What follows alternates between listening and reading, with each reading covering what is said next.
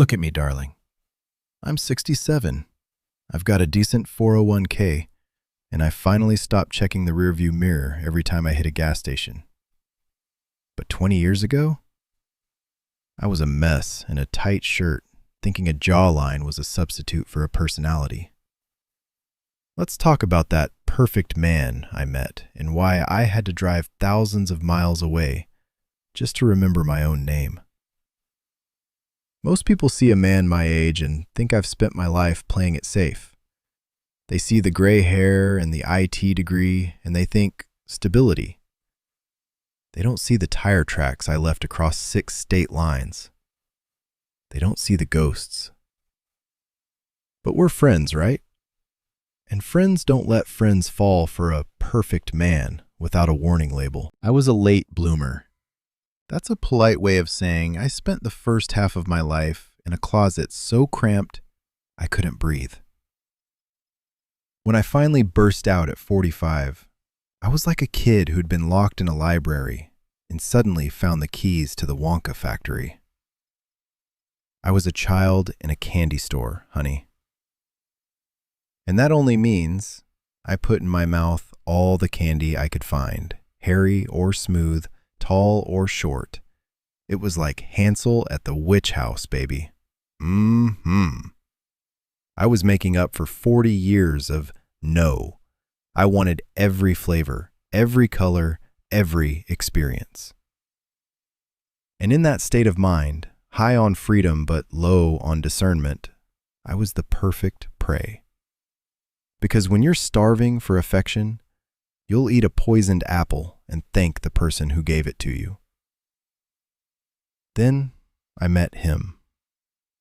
We'll call him the architect.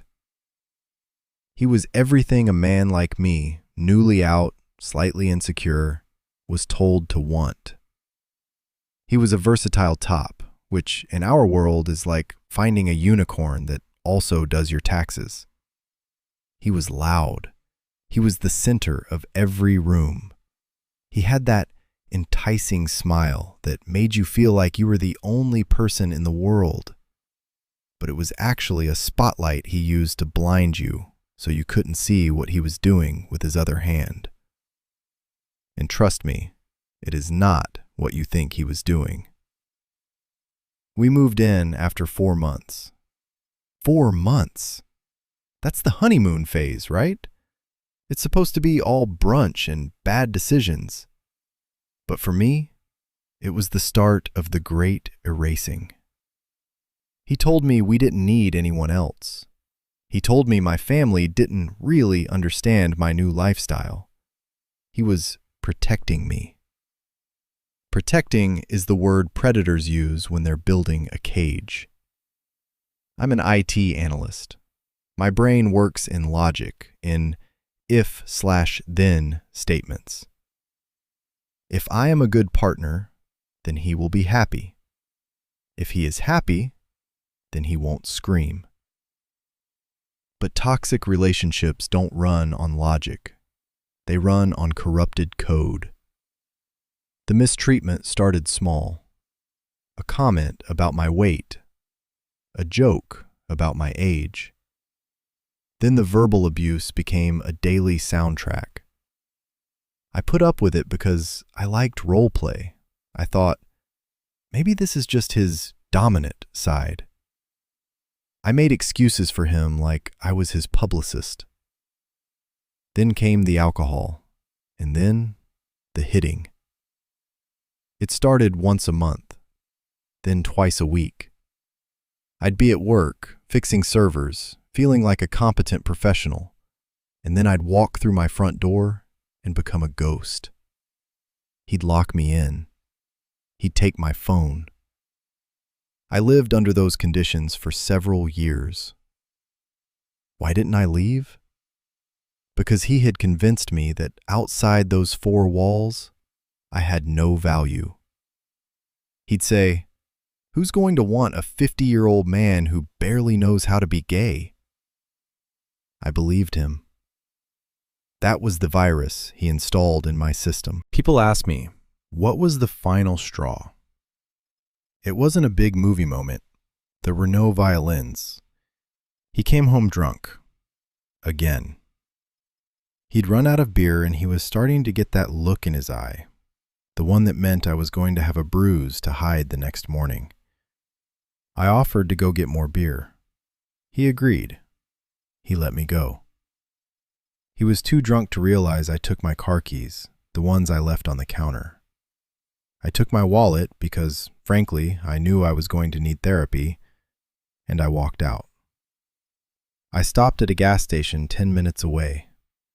I remember the fluorescent lights humming overhead. I looked at the snacks, the cheap coffee, and the road stretching out into the dark. And something clicked. It was a system restore. Not a slow one, but a hard reboot. I realized if I went back, I was going to die. Either he would kill me, or I would kill myself. And I decided, right there between the Slim Jims and the lottery tickets, that I'd rather be a penniless ghost on the highway than a corpse in his apartment. I didn't go home for a toothbrush. I didn't call him. I just drove. I drove for 3 days. I drove until the mountains changed shape and the air smelled different. I only had my wallet, the clothes on my back, and a car that was technically mine. But for the first time in years, I was the administrator of my own life. So I ended up in a tiny town. I found a job at a local firm as an IT analyst. But let's go back to the basics. I canceled every social media account. I changed my cards. I was invisible. But here's the thing about freedom. It feels a lot like emptiness at first. The strangest part wasn't the loneliness. It was the silence. Nobody screaming. Nobody slamming doors. Nobody accusing me of things I didn't do. And my nervous system didn't know what to do with peace. I'd wake up at 2 a.m. convinced I heard his keys at the door. If my phone rang unexpectedly, my stomach dropped. I apologized to strangers automatically. That's what toxic relationships do. They don't just bruise your body. They retrain your entire nervous system to expect danger. So I had to rebuild my value from zero. And I had to use the 50-50 rule. 50% of what happened was his fault.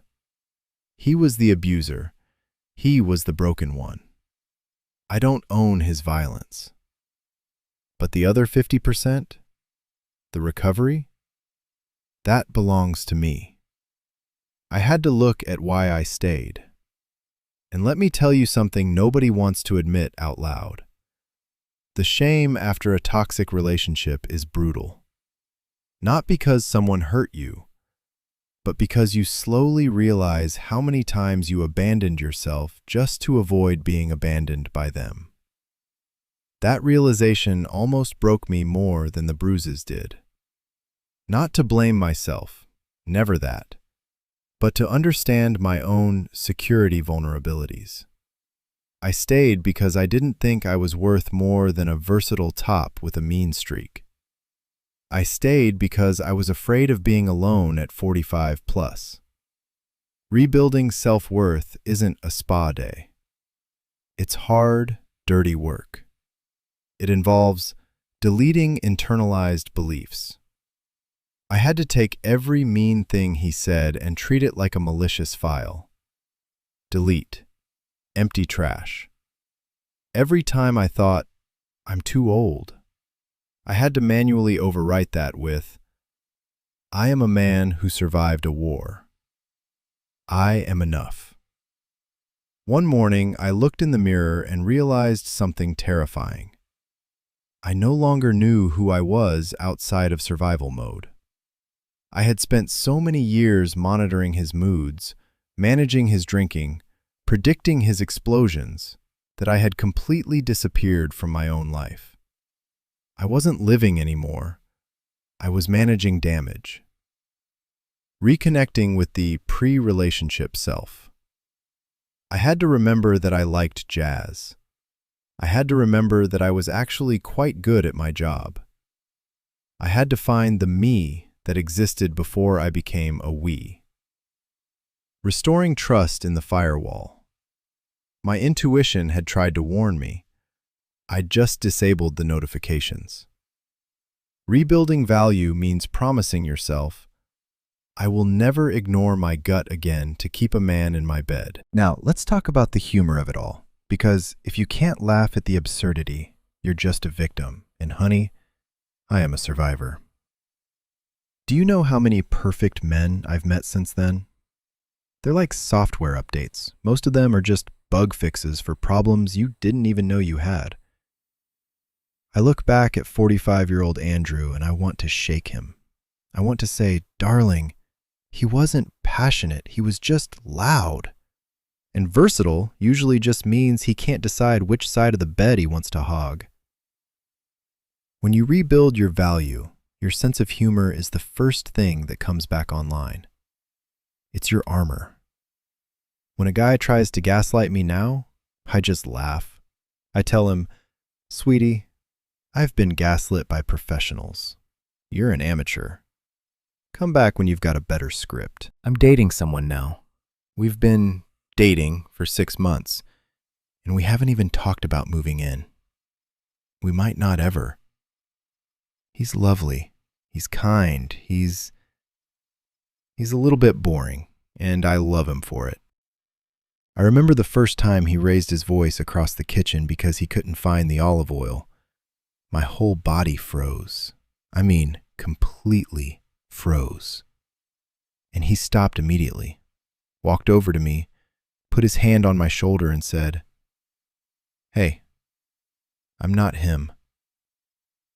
That's when I realized something. Safety doesn't feel like fireworks. Safety feels predictable, calm, steady. Safe is boring sometimes, and after chaos, boring feels like heaven. Because boring is safe. Boring is a night where nobody gets hit. Boring is a partner who asks, "How was your day?" and actually waits for the answer. I'm taking my time because I finally realized that my time is the most valuable thing I own. I'm not in a candy store anymore. I'm the owner of the whole damn building, and I'm very picky about who I let in the door. If you're watching this and you're in that locked-in phase, if you're checking your phone to see if he's tracked your location, or if you're wondering why you aren't enough, listen to me. Rebuilding your value doesn't happen when you find a new lover. It happens when you realize you are the perfect man you've been looking for. You are the one who is going to save you. You are the one who is going to drive those states. Your value isn't a gift someone else gives you. It's a hardware setting. It's factory installed. People can try to override it. They can try to corrupt it, but they can never truly delete it. You just have to run the system restore. I want you to do me a favor. I'm an IT guy, so I like tangible results. I want you to go into the comments and type one corrupted file you're deleting today. One lie he told you, or she told you, that you're finally hitting Shift plus Delete on. Maybe it's, I'm not pretty enough. Maybe it's, I'm too old. Maybe it's, I can't survive without them. Type it out and then let it go. And if you're still in that house, if you're looking at your keys right now, the gas station is open 24 hours. The road is waiting. And I'm right here on the other side of the screen, waiting to welcome you to the 60 and Fabulous Club. Don't forget to subscribe. We're going to keep debugging this life together, one script at a time.